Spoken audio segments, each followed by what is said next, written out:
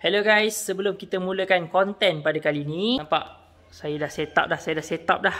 Jadi sebelum kita mulakan konten pada hari ini, sebenarnya saya nak bagi tahu mengenai video semalam iaitu video pasal saya pindahkan fry tu. Jadi ramai yang komen kata, bang, sebaiknya abang sedut dulu kotoran-kotoran yang ada dekat bekas fry tu kan. Betul guys, thank you atas teguran semua. Disebabkan terlalu ramai yang komen macam tu, jadi saya ingat saya buat video ucapkan terima kasih kat korang. Jadi kepada korang yang tengok video tu, sebaiknya korang sedut dulu guna dropper. Pasalnya saya tak buat macam tu sebab saya rasa agak susah. Sebab banyak sangat kotoran, orang kata kulit BBS yang terapung-rapung. Dia punya molekul dia tak duduk bawah tau guys, dia terapung-rapung. Jadi kalau saya sedut tu memang payah. Jadi saya ambil pendekatan untuk sauk je. Macam tu. Sebab tu lah saya sauk tu dia tak seberapa bersih. Jadi guys, terima kasih semua atas teguran. Terbaik korang. Saya suka komuniti channel Luqman Jazid. Korang memang hebat. So guys, jom kita tengok video.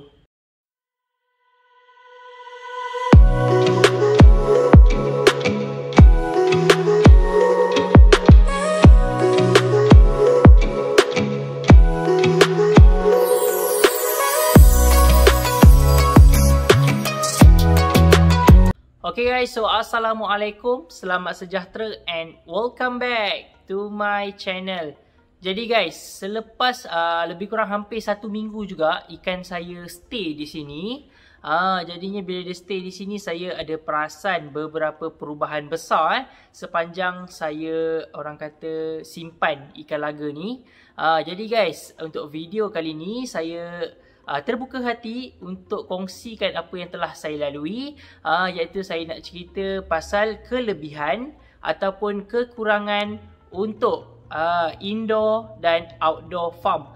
Jadi kepada anda yang tak tahu apa itu indoor dan outdoor, jadi indoor farm adalah farm ikan yang dibuat di dalam bangunan ataupun di dalam rumah, manakala outdoor kita buat di luar lah. Sama ada di halaman rumah ataupun kita ada tanah kita buat farm dan sebagainya. Okay guys, so tanpa melengahkan masa, jom kita bincangkan mengenai kelebihan dan kekurangan indoor outdoor farm. Let's go. Okay guys, jom kita pergi untuk poin yang pertama, iaitu suhu. Baik guys, dari segi suhu, sebenarnya benda ni agak penting guys. Benda ni agak penting dari segi suhu. Lagi-lagi kepada korang yang ada beta, mungkin jenis yang long fin dan sebagainya. Jadi suhu untuk ikan laga ini sangat-sangat penting. Okay guys, saya bagi contoh. Selama ni saya bela ikan secara indoor. Jadi bila kita simpan dalam indoor ni, dia tidak terdedah kepada cahaya matahari yang direct.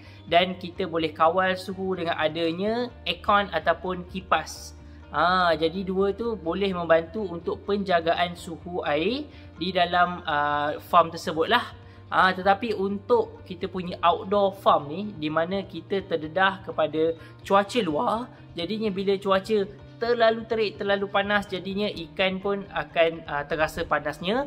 Dan bila orang kata musim hujan dan sebagainya, sejuk, berangin, jadi itu pun memainkan peranan untuk suhu air ikan ni lah. Jadi yang saya perasan, ada sedikit masalah yang berlaku sepanjang 1 minggu, baru seminggu saya buat farm dekat luar ni. Jadinya mungkin disebabkan kerap hujan, ataupun malam-malam pun hujan kan. Jadi saya nampaklah ada beberapa ekor ikan yang ada masalah clam fin. Ekor dia melekat clam macam tu. Jadi sebenarnya bukan dari segi beta saja benda ni diambil kira.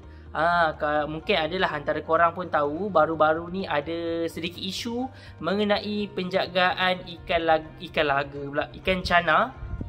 Cana apa saya tak ingat, tapi dia ada perbalahan antara seorang YouTuber ikan, bukan ikan laga lah, dia YouTuber ikan dengan viewer-viewernya lah. Ada sedikit orang kata argument, dari segi suhu. Jadi suhu guys, nampak macam kecil tapi sebenarnya penting sangat untuk kita jaga. Lagi-lagi kita ni adalah peminat-peminat ikan lah, tak kira lah ikan apa. Suhu sangat-sangat penting. Kita kena tahu suhu apa yang paling sesuai untuk ikan kita dan adakah dia kena Contohnya kalau kita beli ikan yang import, mungkin bukan ikan laga, ikan luar yang import dan sebagainya, kita kena pandailah jaga suhu dia. Jangan pula korang buat suhu macam dekat macam dekat padang pasir pula kan. Kena dengan situasi ikan tersebut. Jadi ingat geng, suhu sangat-sangat penting Okay guys, so sekarang ni kita akan pergi kepada poin yang kedua, iaitu gangguan persekitaran. Bila sebut pasal gangguan ni, ada yang gangguan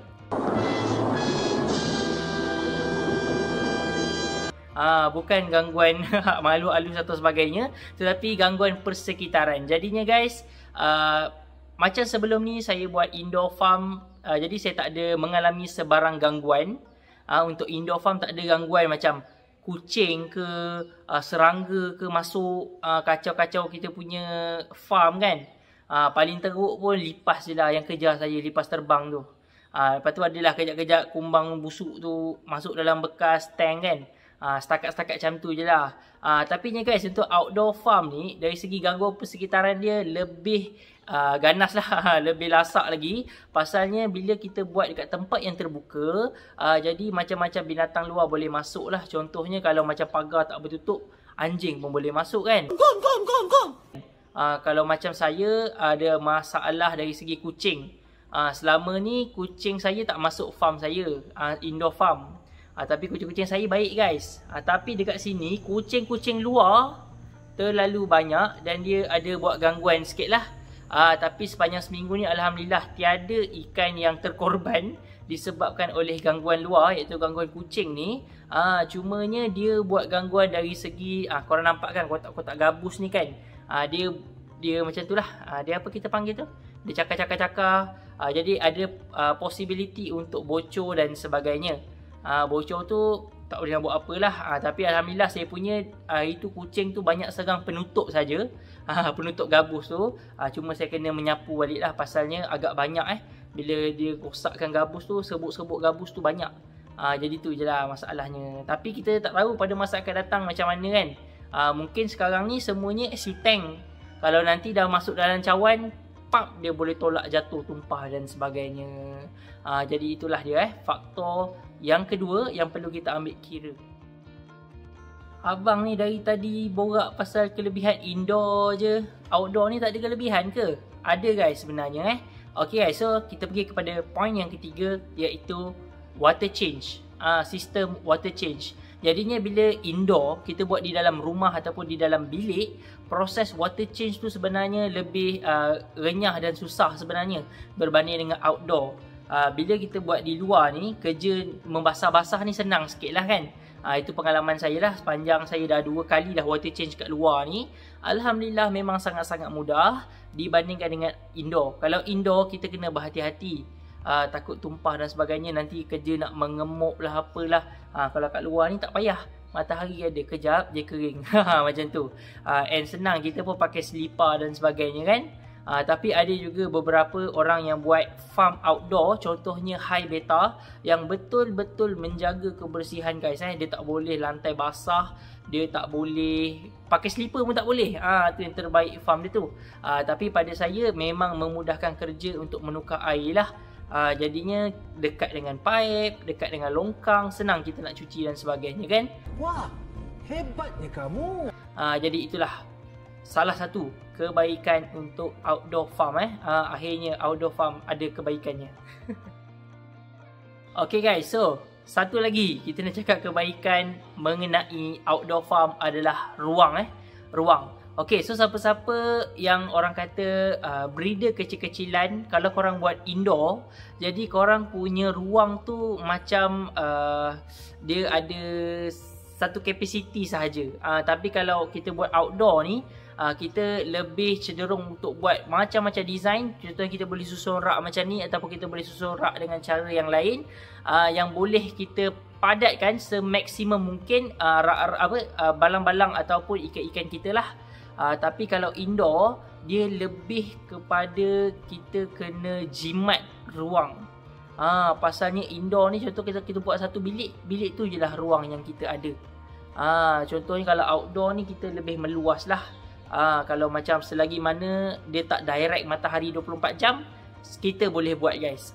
Sebenarnya untuk outdoor dan satu lagi, sebelum ni kalau korang tengok saya punya indoor farm, rak kan banyak kat dinding-dinding kan, banyak kat dinding-dinding tu. Sebenarnya bersamaan dengan 1,5 rak ni sahaja. 1,5 rak sahaja. Jadinya sebenarnya outdoor farm ni jauh lagi orang kata ruang, lagi menjimatkan ruang lah dibandingkan dengan indoor punya ruang. So kalau korang yang ada angan-angan cita-cita untuk buat breeding besar-besaran, mungkin 15 pair ke 20 pair ke korang nak breed, saya cadangkan jangan buat indoor. Nanti korang akan pening kepala nak menyusun ikan. Macam saya dulu, saya buat breeding banyak-banyak, saya susun atas lantai guys. Saya susun atas lantai, kadang-kadang tu tersepak lah apalah, lepas tu nak kena mop lagi, aduh. Jadi inilah kebaikan untuk outdoor farm. Kita ada ruang yang lebih luas, lebih besar, dan juga kita boleh hias sendiri macam mana yang kita nak. Okay guys, so sekarang ni kita akan pergi kepada poin yang terakhir, iaitu keselamatan. Okay guys, saya tak nafikan yang indoor farm adalah lebih selamat dibandingkan dengan outdoor farm. Yang pertama sekali, disebabkan indoor farm ni dia orang kata lebih tertutup dan orang luar tak nampak and kalau orang luar tahu pun kita ada farm kat dalam, adalah sedikit susah untuk dia masuk nak curi ikan ke apa ke. Tapi kebanyakannya guys, outdoor farm macam ni contohnya, dia expose dekat orang luar. Orang luar boleh nampak.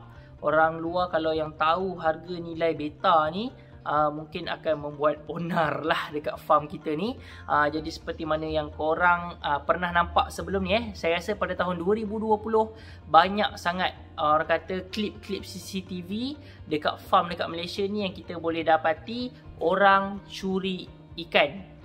Sebelum ni saya ada terima video dekat YouTube 8 Stone Beta. Oh, hampa ada main curi ikan ya. Amboi. Lepas tu kawan kita, sahabat kita Abang Don, dia pun buat di luar rumah dan dia pun mengalami kecurian ikan-ikan dia hilang, kesian sangat. Jadinya untuk dari segi keselamatan ni, outdoor farm jauh lebih bahayalah. Sebab yelah dia terdedah kepada orang luar. Kalau kita tengok statistik orang rompak mesin ATM pun, mesin ATM yang letak dekat luar dengan dalam bangunan, yang dekat luar lagi kerap orang pecah, orang curi lah. Jadinya itu antara contohnya lah. Jadi kalau dia nak curi dekat outdoor ni, dia just perlu panjat pagar je. Kalau dekat indoor dia nak kena panjat pagar, nak kena pecah mangga pakai. Jadinya kita kena berhati-hati. Macam tu. Guys, jadi itulah 5 poin yang dapat saya bagi. And sebenarnya saya nak tunjuk sikit bila saya baru pindah ni guys, kondisi air korang nampak pipe tu, kondisi air dekat rumah saya yang lama dengan rumah sekarang tak sama guys. Jadi bila kita baru pindah tu, kita kena belajar dan kaji balik air dekat situ. Kita kena rajin tukar air, kita kena try and error untuk kita tahu macam mana kondisi air dekat rumah ni guys. Jadi sekarang ni memang dalam tempoh 1 minggu je saya dah tukar 2 ke 3 kali dah air. 2 kali yang besar-besaran, 1 yang sebahagian saja. Jadinya korang boleh tengok dekat sini macam mana ikan jadi bila air salah set up, nampak? Nampak kualiti air bila kurang cantik, nampak? Nampak? Lagi mana lagi? Ada beberapa ekor lagi. Ni korang nampak? Ni saya baru bagi makan, tak makan, nampak? Dah nak kembang dah. Korang tengok ekor dia. Half moon semua ni guys jadinya saya masih lagi mengkaji dan belajar lagi pasal air kat rumah ni. Jadi korang pun kadang-kadang korang kata, bang kenapa ikan saya macam ni, ikan saya macam tu. Korang try kaji balik air, belajar untuk setting. Sebab lain rumah, lain kandungan klorinnya dan sebagainya lah. Nampak? Ni ikan half moon saya ni untuk jualan ni. Korang tengok ni guys, cantik guys. Half moon dot-dot guys. Tunjuk sikit, belanja sikit dot-dot awak. Nampak? Cantik guys. Nampak? Okay guys, nampaknya sekadar itu sajalah perkongsian pada video kali ini. Don't forget to like, share and subscribe my channel. InsyaAllah kita jumpa pada video akan datang dengan konten yang menarik, perkongsian yang bermanfaat hanya di channel Luqman Jazid. Terima kasih kerana menonton.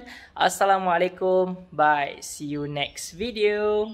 Yang tengok video saya sampai habis, saya ada satu pantun untuk korang. Cuaca panas, minum selasih. Korang, terima kasih. Jumpa lagi pada video akan datang. Assalamualaikum.